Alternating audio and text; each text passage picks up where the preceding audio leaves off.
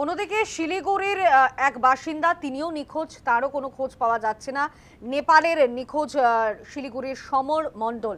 আপনাদেরকে জানাবো যে সমর মণ্ডলের বাড়িতে পর্যটন মন্ত্রী শঙ্কর ঘোষ পরিবারের সদস্যদের সঙ্গে কথা বললেন। তিনি পরিবারের পাশে থাকার আশ্বাসও দিয়েছেন পর্যটন মন্ত্রী শঙ্কর ঘোষ।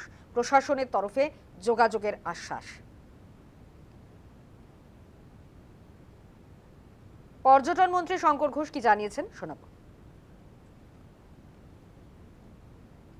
এই পুরো বিষয়টা নিয়ে এই মাননীয় মুখ্যমন্ত্রীর সাথে কথা বলা, আমাদের মাননীয় সাংসদকে বিষয়টা জানানো সহ আমাদের সাথে যারা যোগাযোগ করেছিলেন তাদের নামের তালিকা তৈরি করা এবং পরবর্তীকালে সেটাকে নিয়ে আমাদের এক্সটার্নাল অ্যাফেয়ার্স মিনিস্ট্রির সাথে যোগাযোগ রাখা, এম্বাসির সাথে যোগাযোগ রাখা, এই সবটা ধারাবাহিকভাবে হচ্ছে। যেটা সমস্যার যে এই মুহূর্তে পুরো প্রশাসনটাই ত্রাণ বা যারা আটকে গেছেন তাদেরকে বের করানোর কাজে ব্যস্ত।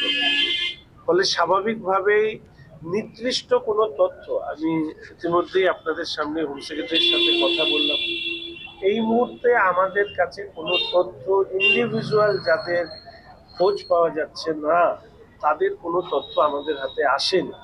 আর যাদেরকে বিভিন্ন যারা ওখানে গিয়েছিলেন, আটকা পড়েছিলেন, যারা যোগাযোগ করতে পেরেছেন তাদের সুরক্ষাকে সুনিশ্চিত করার পাশাপাশি যাদের খোঁজ পাওয়া যাচ্ছে না তাদেরকে খোঁজবার ক্ষেত্রে সরকারের পক্ষ থেকে, দেশের সরকারের পক্ষ থেকে আমরা লাগাতার প্রয়াস চালাচ্ছি। কোনো খবর পেলেই মাননীয় মুখ্যমন্ত্রীর পক্ষ থেকে বা আমার পক্ষ থেকে আপনাদের